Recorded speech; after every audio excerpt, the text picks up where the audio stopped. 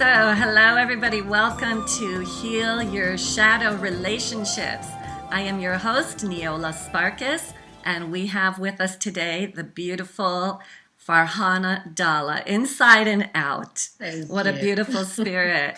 And I'm going to tell you a little bit about Farhana. She is a former trainer with Dale Carnegie, developing thousands of people in the aspects of relationship, leadership, and public speaking. She's been a management consultant to top Fortune 100 companies and is an engaging off-the-cuff speaker, a mom of 3 children. I don't know how you do it all. And she thought she was well equipped to deal with any unexpected changes, but all of that confidence came to a crashing halt when, on a particularly fated Valentine's Day, her marriage came to an abrupt end.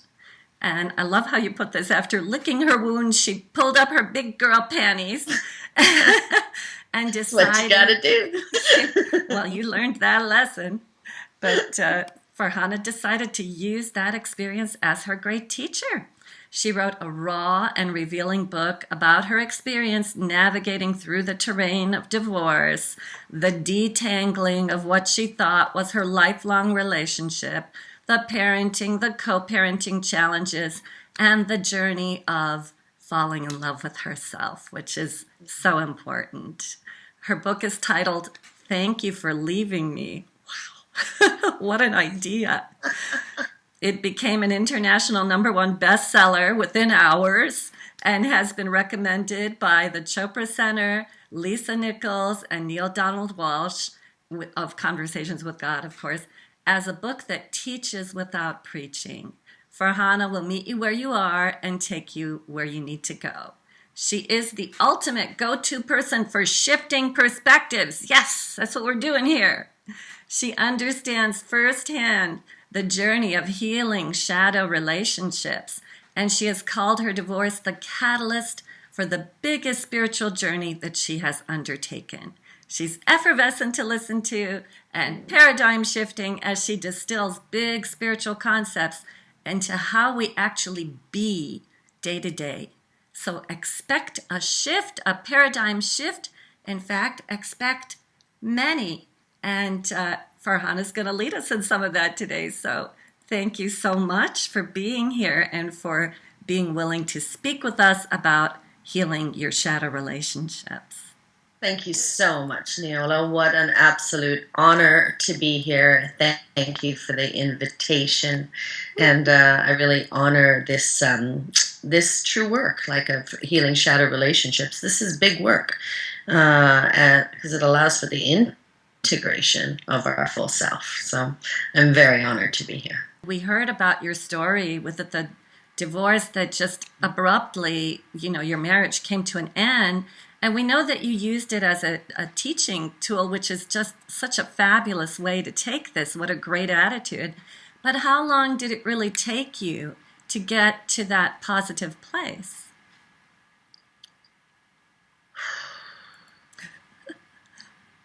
I don't know that there's a beginning, and I don't know that there's an end. Okay.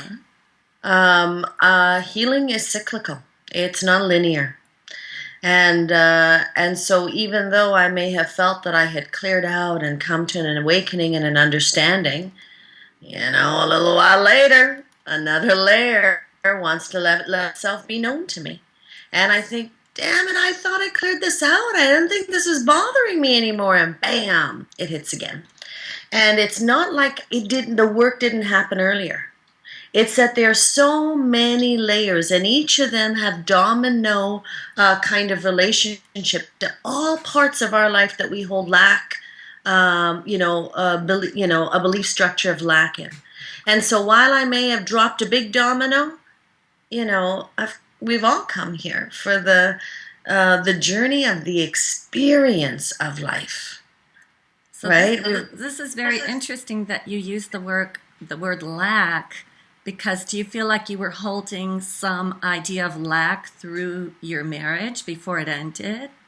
Oh, definitely. And, even while I get that the final Valentine's Day and it was so abrupt and everything, in truth, marriage already suffers 1,000 deaths before it completes, right? Yes. So, you know, playing a little ostrich, and wasn't like, that there weren't signs that we were headed that way, or inner knowledge, to some degree, right? So, but the idea, you would ask me if lack. Yes, I think lack is the. The other day someone asked me, what would be something you would change about anything in your life? And I said, I would change no circumstance. I would never change a circumstance or experience. What I would change is any relationship to lack in any form. Because for me, I am a devotional being. I am in love with spirit. I'm in love. And so for me to be in any lack is actually not fully surrendered in my devotion. And so to the degree that we are surrendered in our devotion is to the degree that all lack leaves our world. And so, yeah, I suffered lack, definitely. I didn't, and certainly right after, when a marriage ends, or any long-term relationship, even friendship, all of that, jobs, when anything like that ends, every story you have ever told yourself, subtly, on a subtle level, all comes up to meet you and speak really loud. And so too becomes the journey of actually going through that to say, is this true? Am I not worth it? Am I not desirable enough? Am I not good enough? Am I just simply not enough? And then this is the catalyst for that journey. And that journey starts to unveil all the painful places we held those beliefs, and all the exquisite ways it is not true. Wow, that is so profound. I love that. So we're talking about shadow relationships, and who knew that it's really connected to your ideas of lack. And in your way of saying it, it's kind of a lack of your devotion to your, I'm going to call it your wholeness. Yes. Your wholeness. And if we are holding any space where we don't know that we've been telling ourselves the story that we are not enough, then that will outpicture. And like you say, it'll totally come and meet us. Yeah. And so the shadow side lets itself be known. It lets itself be known to us. It lets itself be known in experiences, right? But it's only simply the kind of the little tool in order to go into this piece, because there is nothing we are not. And the more we integrate that which of us is saint and sinner, that which is of us that is holy and carnal, that which of us that is forgiving and angry, and all of that is allowed to reside. That is wholeness. Yes. Yes. So this is just such a fascinating conversation. I love this. So it's my personal belief that as we go through childhood, no matter how great of a childhood you may have had very loving parents. It's just the state of being a child that you are always given messages that you don't know yet. You don't know enough. You can't handle that. You're not equipped, whatever the messages are. And then the process of growing up is to realize how these messages are still showing up. Yeah. And how to free ourselves of them so that they don't, qualify the experience that we're having. Years ago, I remember Coot saying this, and I know you have Coot Blackson on the show, so, and I even quote him in my book because it was such a profound moment. He said, crisis happens because something more wants to manifest. Yes. So there is more of us that wants to be known to ourselves. That is why we face crisis. It is only so that we can get to know aspects and nooks and crannies of ourselves and just create integration, create a greater expression of it. Not an edited expression of us, but the fullness of us. Yes. Yes. And so you talk on your website, on your website, you have so many beautiful questions. And I love that you ask questions because these are the departure points for us to take off in the direction of a new thought, which is so healing and expansive. And the one that really spoke to me said, yes, you have circumstances always, but how are you acting in your circumstances? And then you go on to say that none of these things are happening to you, they're happening for you. Now that's a beautiful place to come to. Tell us a little bit more about that. Oh, I'm so happy you asked about that. It's my favorite story of all. Well, there we go. Spirit wanted you to tell it. Okay, so there was one day, sorry, I've got a leaky eye here. There was one day, one night actually, more middle of the night, 4:28 a.m., I heard, "Wake up!" And I just jolted out of bed. And it felt like the back, like the wall that was in front of me was like talking to me, like it was booming a resonance. And it said, "Wake up. The universe has secrets to tell you." Mm-hmm. And I went, oh. So I put on a robe, and I don't even wear a robe, but I put a robe on, maybe to be respectful. I didn't really know. And I went and I sat in this particular chair that I usually would sit in to do my meditation and write in. And I just sat there and I waited. Because I didn't know the protocol for receiving messages. So I just waited. And I waited and I was getting bored waiting. and then so I started to flip through books. And normally I'd flip through books, one line would hit me and I would just know kind of what Spirit had been wanting to tell me. And then I would contemplate that line all day. But nothing. There was nothing even from the books. And I was like, and I was now again getting antsy and bored. And then I pick up my journal. And the second my pen hit the paper, it was flying. It was flying so fast I couldn't see my hand right. Just feel what was going on inside my body, and my body was being filled with a light, and it was like the sun had entered my body and it was pushing light all the way out and out. I was like, felt like I was going to combust with this love that was in my heart. And then I went to read what had been written, and I had read how in love I was with the other woman. Your husband's other woman. Because if she had not come to do her holy part, and her part was holy, I would still be in a relationship that we both knew was depleting. I had written about how in love I was with my kidney stones.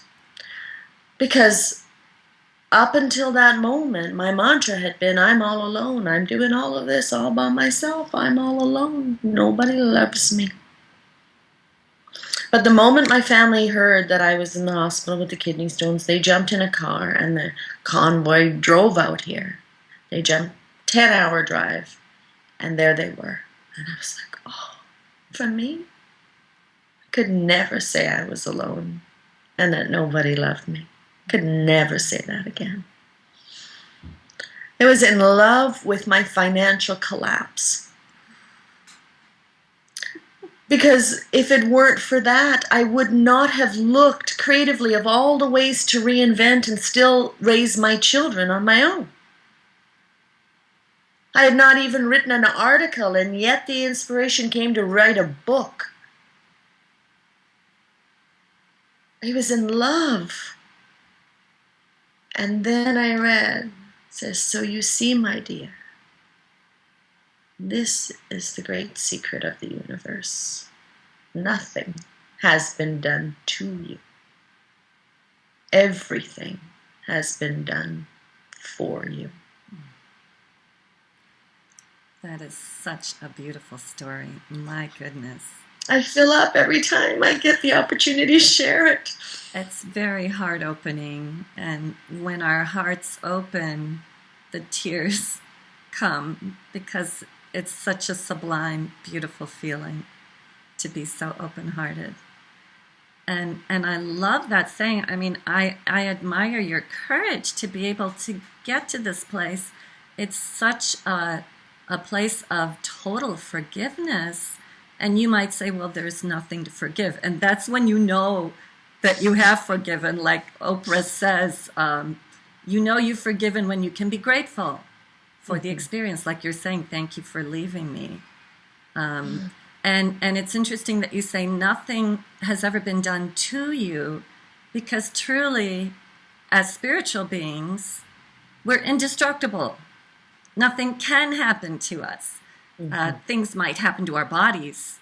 You know, things can happen to our circumstances, but we are truly indestructible, and that's another meaning of that too. But thank you for sharing that. Very, very beautiful, gorgeous. Thank you for that invitation. Wow. I'm overwhelmed. I'm overcome. So we have a few more minutes. Can you give some of our viewers an idea of how they can bring themselves to this place? Is there a process? What can they do? How can they get there when they're in pain, when they're feeling like their circumstances feel insurmountable? How can they tap into that courage?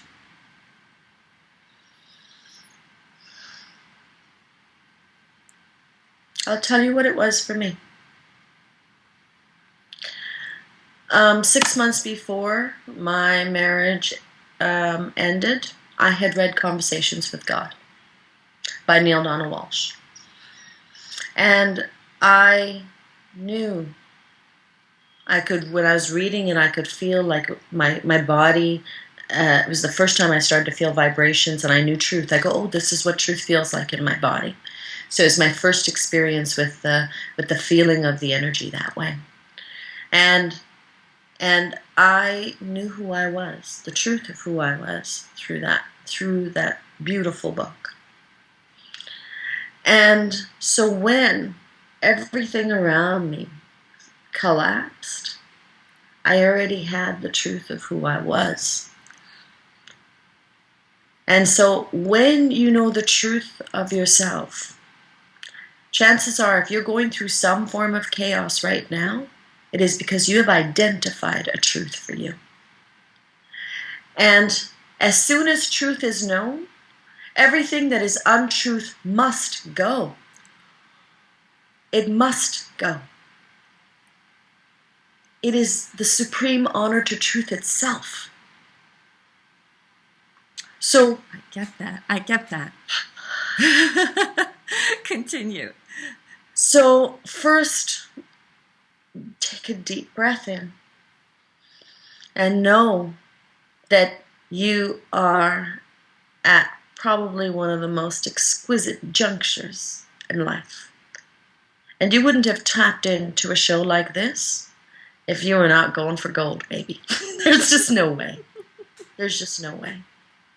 So first I need to tell you, you're doing all the right things. It's not even I need to tell you. Spirit's telling me what to say. You're doing all the right things. You're doing all the right things. You're filling your mind with that which is inspirational. That with you're starting to discern what is truth for you, what is not. And in that, you will start to look at your own life. Start to just ask yourself this question in terms of, is this being done for me? That's the golden question. I have to go to it all the time because life still happens for me. You know? It doesn't mean that life all of a sudden just clicked into and I'm, tiptoeing through the tulips. No, I came here to live. So life continues to happen. And I continue to unfold the deeper meaning of this question of in what ways is this being done for me. And so it detaches the circumstance and it allows the circumstance to be completely incidental. And you get to stay in the nugget of the unveiling of what wants more, what more of you wants to manifest, what more of you wants to be unveiled to the world, what more of you wants to be known to yourself. And all of these are expressions of God. All of these are expressions of spirit. The more of you that is known to yourself is a greater relationship with spirit. The more of you that is shown to the rest of the world, unedited, the exquisite contradiction that you are, unedited. Hot. There you go. That's godliness. It's always about getting back to a good sense of your centeredness, your wholeness, yourself, your higher self, not the self that your personality thinks that you are, but the greater truth, as you say, the greater truth. So many times when people embark on a spiritual journey, they think, oh, I'm handing my life to spirit, everything's going to be great now. And instead, as you say, everything that is unlike truth, unlike love, starts to fall away, and you find yourself in all these circumstances, and they are truly all there for our greater expansion, for the greater expression of spirit, for the greater expression of our authentic selves. Mm-hmm. So, Farhana, you are such an inspiration. I love listening to your beautiful, soulful expression. It comes out through all your words, through your way of being, which is what it's all about. And I know you have a wonderful gift, which we have a link for down here. Yeah. And it is called Divorce is Not Your Fault. And tell us a little bit about that.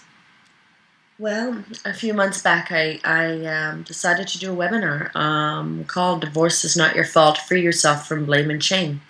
Because I really started to understand, I'll tell you a little bit how I got to it. My brother, God bless him, he was, I do some management training, and I was going to one of his hotels, and he was telling me which manager I was going to meet, and he was going, da-da-da-da-da, and she had a failed marriage too. And I was like, Rah? I didn't have a failed marriage. It ended. That's it. And then I realized that I had come to a breakthrough, because for years I had felt that I had failed. For years I had felt that I was a failure, that I had not only failed in this, but what have I done to my children by not being able to? So I'd had that agony for so long, and I realized I was no longer in that place. I truly understood that all that happened was that it ended. That's it. No story, no victim, no villain. It was flat. And I knew from the feedback on my book that was the big breakthrough for so many people, was, releasing victim, villain roles. And so I decided I was going to do this webinar on freeing people from blame and shame. Blame and shame are the lowest on the vibrational scale of the scale of consciousness. And it was like, what if we could unlock that? Because it doesn't matter. It's like you just unlock the that weight, that ball and chain that's around your leg. You unlock it, and all of a sudden it doesn't matter. You just unlock that, and you naturally are transcending. That's the fastest way for transcendence. I'm like, oh, that was it. So Spirit, as I was writing out the webinar the day before, I just knew it was going to come. I didn't worry. But the day before, I was writing it out, and I started to weep, because I couldn't believe what Spirit was saying to me to say. I'm like, we're going to give them this? Like, this is grand. This is the big stuff. This is the granddaddy stuff. This isn't the morsel. This is it.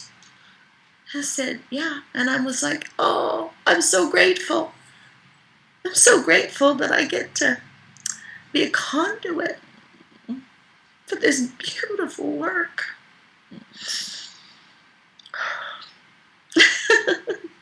Thank you, Farhana. I'm so grateful that you are a conduit for all of this heart opening.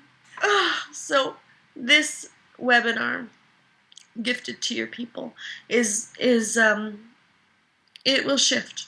It will shift. Wherever you are, you will experience something. Something in there is for you.